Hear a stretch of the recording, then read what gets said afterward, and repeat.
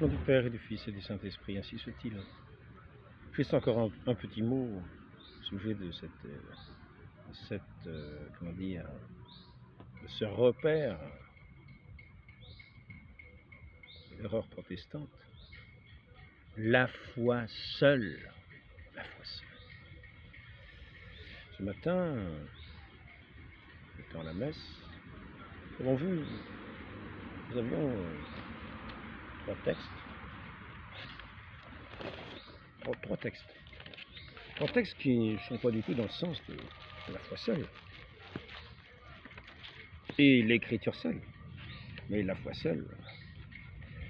Moïse disait au peuple, c'est du Deutéronome, chapitre 30, versets 10 à 14. Moïse disait au peuple, écoute la voix du Seigneur ton Dieu. En observant ses commandements et ses décrets inscrits dans ce livre de la loi, et reviens au Seigneur ton Dieu de tout ton cœur, de toute ton âme. Elle est tout près de toi, cette parole, elle est dans ta bouche, dans ton cœur, afin que tu la mettes en pratique. Mais le passage à souligner, me semble-t-il, c'est celui-ci. Moïse disait au peuple, écoute la voix du Seigneur ton Dieu en observant ses commandements. C'est là que nous avons le sens de ce que veut dire écouter. Écouter la voix. Car beaucoup disent, bon, très bien, nous avons les Écritures seules. Mais en fait, ils n'écoutent pas les Écritures.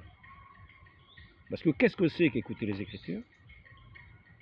Là, ici, nous en avons le sens.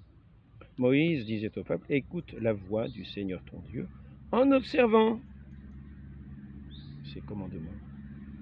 Voilà ce que c'est qu'écouter. Voilà ce que c'est que tenir compte de la parole de Dieu sans la mépriser. Voilà ce que c'est que croire, écouter en observant. Ce qui est dit. Je crois, donc j'écoute. J'écoute pas seulement de l'oreille. J'observe. Pas des yeux, simplement. J'observe en observant les commandements et les décrets inscrits qui correspondent à ce que j'entends.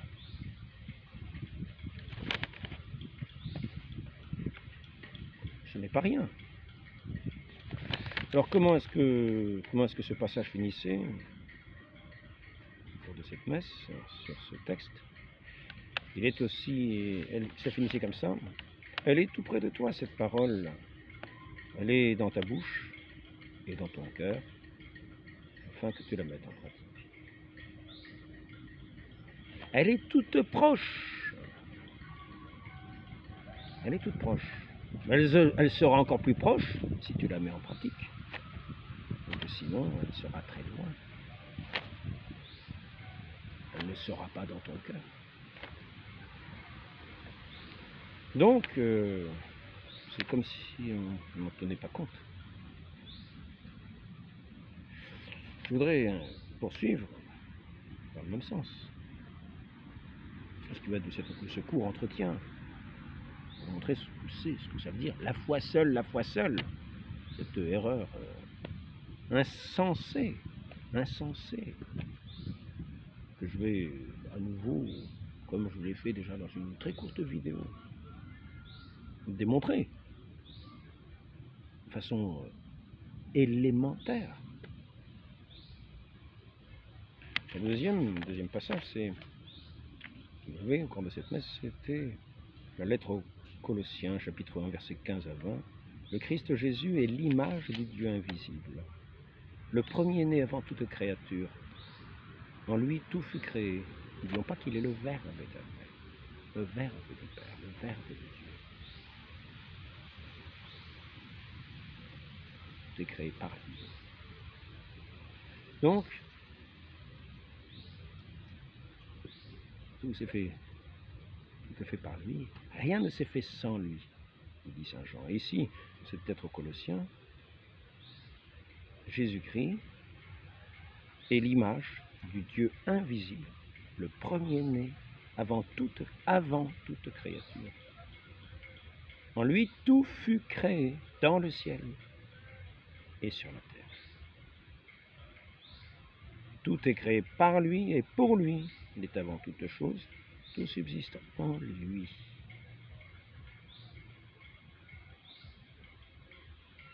Toute chose est maintenue par cette parole vivante du Verbe. Il est aussi la tête du corps, la tête de l'Église. Ça, je tiens à le rappeler, la tête du corps, la tête de l'Église. L'Église n'est pas... L'Église n'est pas quelque chose d'indifférent. Il est la tête du corps, la tête de l'Église. Il est la tête. L'Église est son corps. L'Église. Son Église. Pas une des 1000 églises qui n'ont pas de tête. Qui disent Seigneur, Seigneur et qui ne font jamais ce qu'ils disent. Qui n'écoutent jamais sa parole. Qui ne mettent jamais en pratique ses commandements. En particulier lorsqu'il dit celui qui n'écoute pas l'Église, tenez-le pour un païen et pour un publicain. C'est simple à entendre. Encore faut-il que ça vienne dans le cœur et qu'on ne le rejette pas du fond du cœur. Alors à ce moment-là, nous ne tenons pas compte ni de l'écrit, ni de la foi. Donc, je viendrai en fait à ce que je voulais dire principalement, qui n'est pas sans lien avec ce qui est dit avant, c'est ce troisième passage de l'Écriture, qui était introduite par ces paroles « Alléluia, Alléluia ». Tes paroles sont esprit et elles sont vie. Vie. Pourquoi? Cette parole n'est pas loin. Elle est dans ton cœur, tu la mets en pratique. Donc, écoute la voix du Seigneur ton Dieu en observant ses commandements. C'est lui qui nous donne de les observer. Lui qui est la vie que nous accueillons. Donc, en ce temps-là, un docteur de la loi, c'est Saint Luc chapitre 10, verset 25, en ce temps-là, un docteur de la loi se leva et mit Jésus à l'épreuve en disant « Maître, Maître, Maître, pourquoi m'appelez-vous Maître, ne faites-vous pas ce que je dis, dit notre Seigneur. » La foi seule, la foi seule. Hein? En ce temps-là, un docteur de la loi se leva et mit Jésus à l'épreuve en disant « Maître, que dois-je faire pour avoir en héritage la vie éternelle ?» Jésus demanda « Avez-vous la foi ?» Non, c'est pas ça, excusez-moi. C'est pas ce qu'il demanda. Avez-vous la foi seule? Non, c'est pas ce qu'il demanda.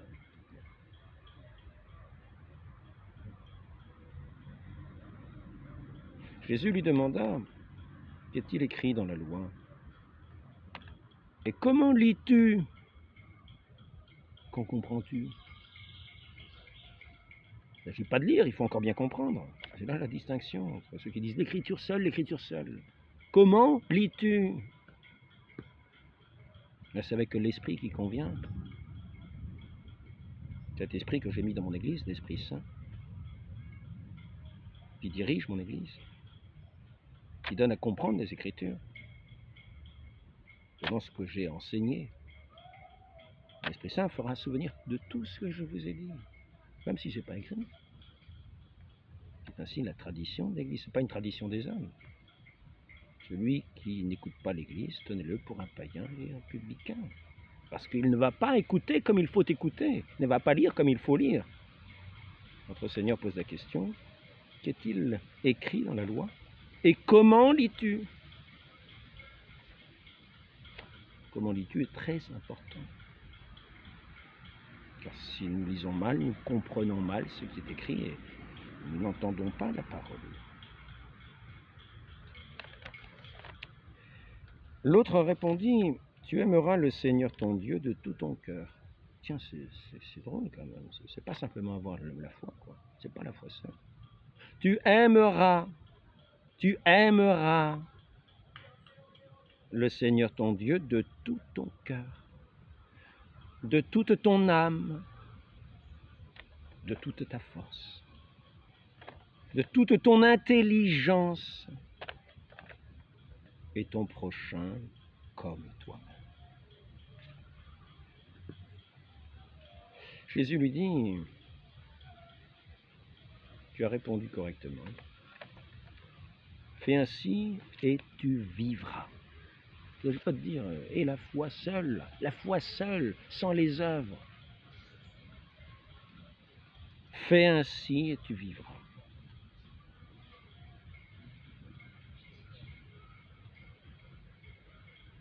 Tu aimeras le Seigneur ton Dieu de tout ton cœur, de toute ton âme, de toute ta force,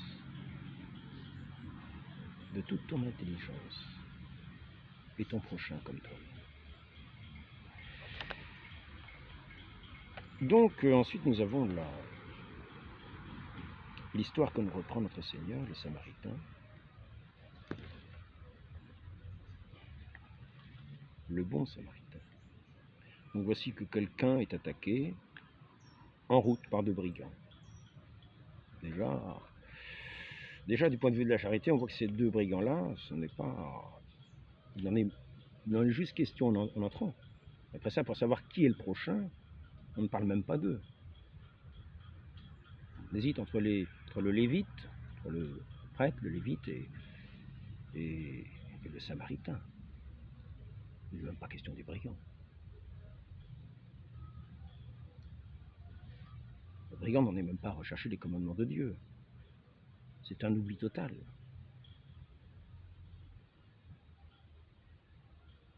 Ce n'est pas du tout la foi du bon Dieu, c'est plutôt simplement la foi de ses intérêts.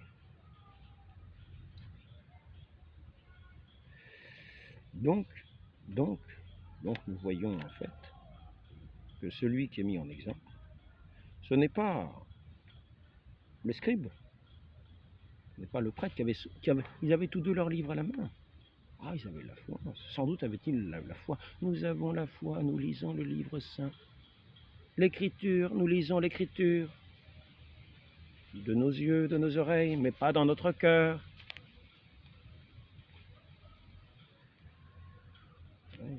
La foi seule est ici condamnée par notre Seigneur. Mais pas la foi seule. Celui qui est justifié, ce n'est pas celui qui a simplement son livre, qui le lit, je crois. Non. C'est celui qui, quand il voit se blesser sur la route, s'en approche, prend soin de lui, l'amène à cette auberge, donne une avance pour pouvoir aux soins de ce blessé à l'aubergiste. On pourrait très bien comparer à l'église. L'église, tous ceux qui ont été abîmés par ce monde, qui sont venus dans cette auberge, et notre Seigneur, le bon pasteur, les a menés de la manière qui lui a plu, par les chemins qui lui a plu, et qui a remis à cet aubergiste de quoi pourvoir à la santé, avant tout spirituelle. Ici, il s'agit de l'homme blessé, mais la blessure spirituelle est souvent plus grave, car pour le salut, les brigands sont déjà morts spirituellement. Et les autres sont avec des fantaisies de l'esprit. La foi seule suffit. Je ne veux pas me mêler à ces gens impurs. Là, j'ai l'écriture avec moi. Et oui, ils ont une vision tronquée de ce qu'est notre vie, notre relation à notre Dieu, notre relation au prochain. Dieu sera en présent.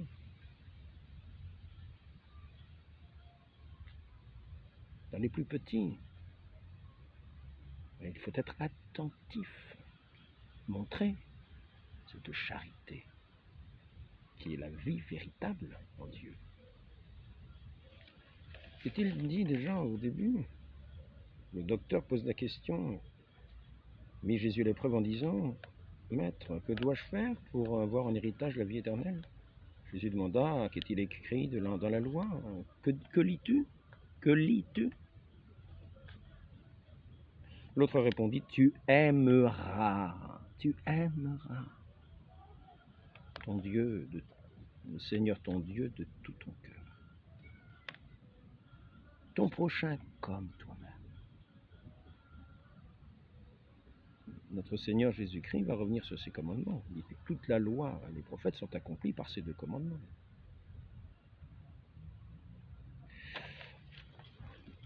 Donc notre Seigneur dit bien, pour répondre à la question, pour rentrer, pour avoir en héritage la vie éternelle, que faut-il faire? Aimer. Aimer. Aimer. Il ne s'agit pas d'avoir les Écritures, d'avoir la foi seule. Non, c'est aimer. Aimer.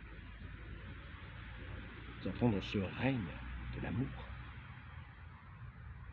Nous savons bien l'espérance, la foi. De toute façon, restera l'amour. Donc maintenant, nous serons jugés à l'amour. On va simplement reprendre ce qui était dit hier. Notre Seigneur reformule d'une autre façon. Quand il a envoyé prêcher la pénitence, nous voyons dans les Écritures que notre Seigneur a envoyé ses apôtres prêcher la pénitence. Et il nous a avertis dans les Évangiles.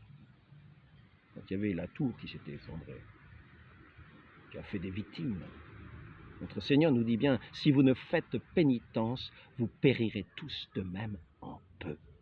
Si vous ne faites pénitence, alors il y en a qui vont dire, ah oui, je crois, mais je ne fais pas pénitence. Mais je crois, la foi seule, mais je ne fais pas pénitence. Non, la foi me suffit. Il n'est pas question de la foi, il est question de, bien sûr, faire pénitence, il faut avoir cette foi. Mais l'important, c'est de faire pénitence. C'est le propre de la foi de nous amener à faire pénitence. Il ne s'agit pas de dire la foi seule. Par la foi, nous sommes introduits dans cette vie de pénitence. Donc je reviendrai à ce que j'avais cité hier.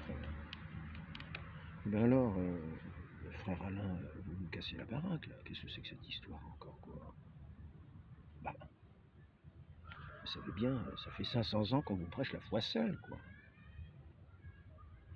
Donc, souvenez-vous, première épître aux Corinthiens, chapitre 13, verset 2, « Si j'ai la foi à transporter les montagnes, et si je n'ai pas la charité, je n'ai rien. »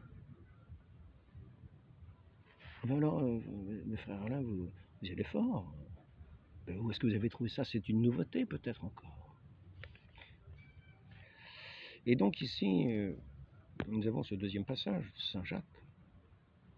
Vous le voyez, c'est par les œuvres que l'homme est justifié. Nous venons d'entendre notre Seigneur. Et non par la foi seulement. Saint Jacques, chapitre 2, versets 24 et 25. Je peux lui te rappeler l'épître de paille, mais que notre Seigneur nous enseigne de bouche, pour le mettre en pratique. Car, dit-il à ce docteur, à la fin, il dit, « Tu as répondu correctement. Fais ainsi et tu vivras. Fais ainsi et tu vivras. » Ce n'est donc pas une épître de paille. Pour terminer, sur cette même épître de Saint Jacques, il nous dit, « La foi sans les œuvres est morte. »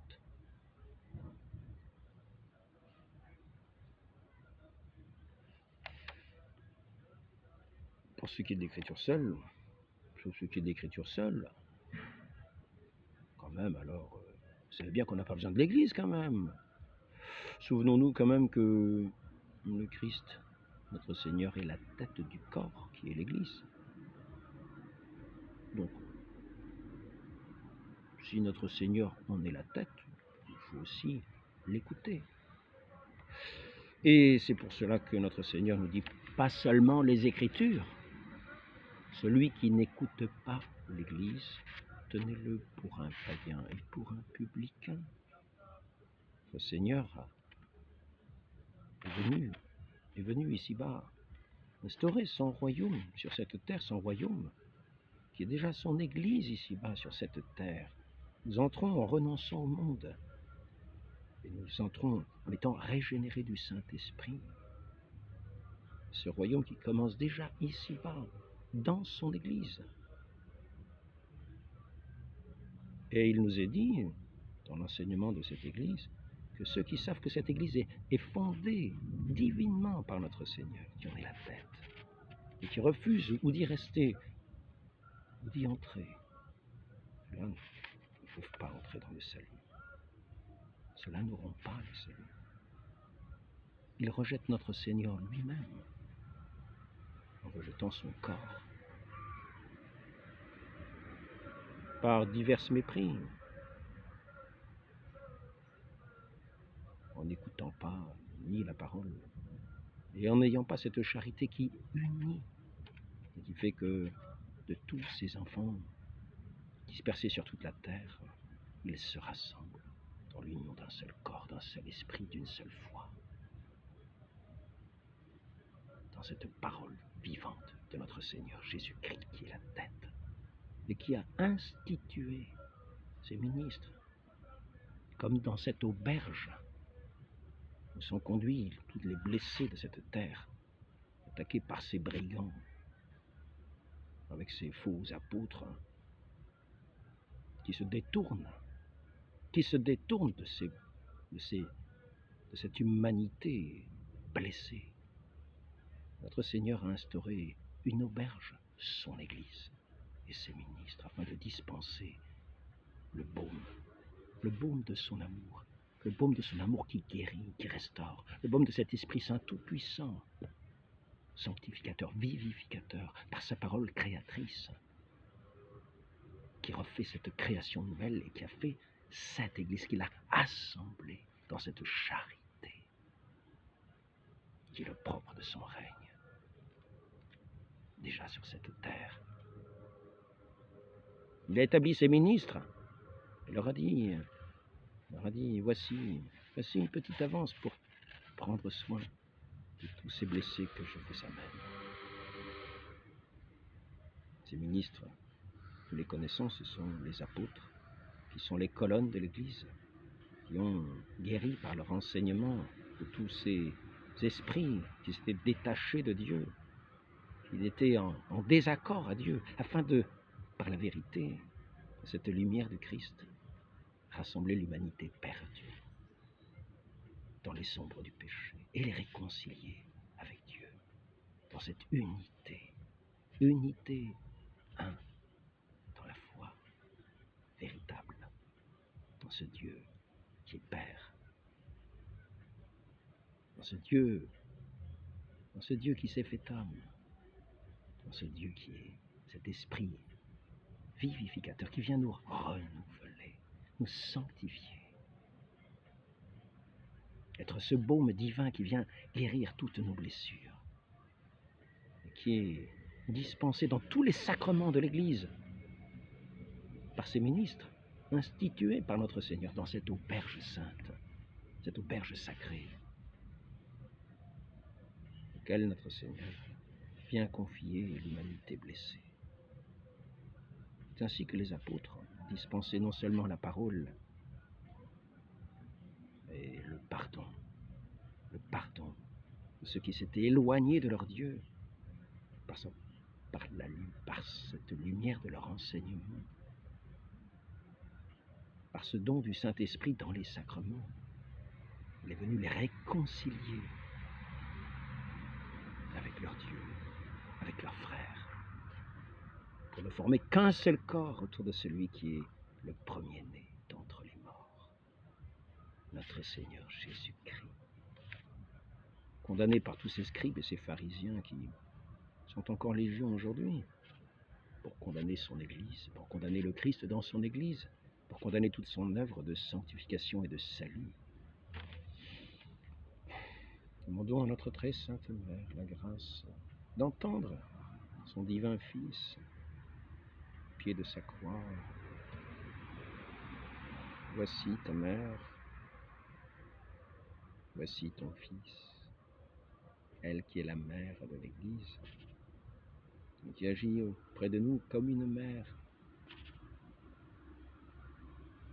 Voyons bien ces enfants bien dociles, non seulement de foi, mais d'une foi vivante, pleine de cette charité que Dieu nous prodigue, parce que nous lui ouvrons notre esprit, notre intelligence, notre cœur, parce que nous tendons vers lui de toute notre force.